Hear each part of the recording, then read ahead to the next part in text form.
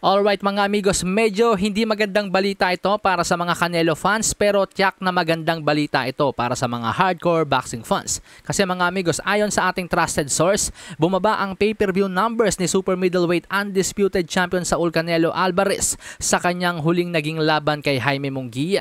Sa naging laban ni Saul Canelo Alvarez kay Jermell Charlo noong Setyembre ng taong 2023, sinasabi sa report na nakapagtala ito ng 650,000 hanggang 700,000 pay-per-view buys. Respetadong numero po yan mga amigos. Pero sa kanyang huling laban kay Jaime Munguia, sinasabing 500,000 pay-per-view buys lamang ang nalikha nito.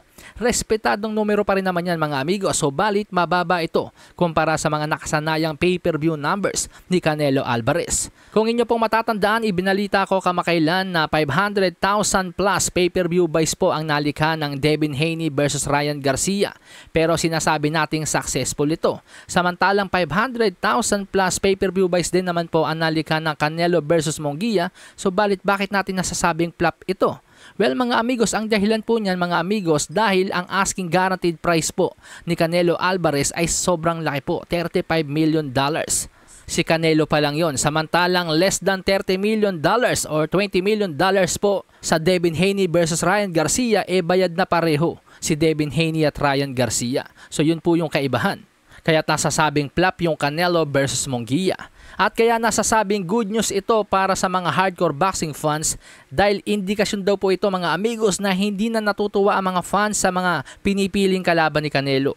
Kaya naman sinasabing kung gusto daw ni Canelo na magpatuloy na mabayaran siya ng mga ganong kalaking premyo tulad ng $35 million na yan. Sinasabing mukhang kailangan ng labanan ni Canelo Alvarez si David Benavidez o kaya naman si Terence Bud Crawford. Hindi na siya mababayaran ng $35 million na ganyang kalaking premyo kung pipiliin niya sa susunod ay sina Edgar Berlanga o Jermell Charlo.